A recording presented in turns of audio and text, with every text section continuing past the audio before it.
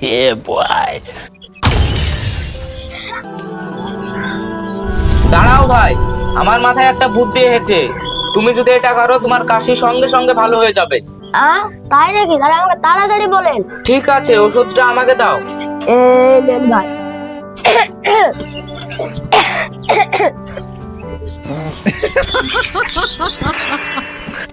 Yeah, boy.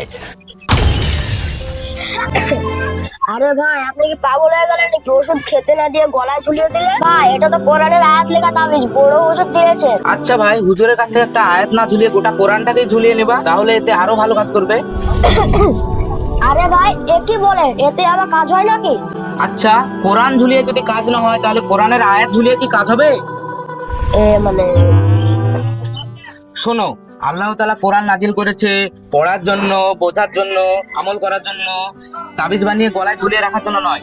আর আল্লাহর রাসূল বলল, যে ব্যক্তি তাবিজ পড়লো সে শিরক করলো, এবং সাহাবীদেরকে বলেছে তাবিজ দেখলেই ছিঁড়ে ফেলতে। তাই সাহাবীরা তাবিজ দেখলেই ছিঁড়ে ফেলতো। তাই ইসলামে কোনোভাবে তাবিজ ঝুলানো জায়েজ নেই। তাহলে তাবিজ না ব্যবহার করে কি করব? ইসলামে নবীজির চিকিৎসা পদ্ধতি রয়েছে, ঝাড়ফুঁক রয়েছে, আরো বিভিন্ন দোয়া আমল রয়েছে, ঔষধিক চিকিৎসা পদ্ধতি রয়েছে। আমাদের উচিত এগুলো অবলম্বন করা বা মেনে চলা, বুঝলে? হ্যাঁ ভাই, আপনি আমার চোখ খুলে দিয়েছেন। আজ থেকে আমি আর তাবিজ ব্যবহার করবো না। এই যে খুলে ফেললাম।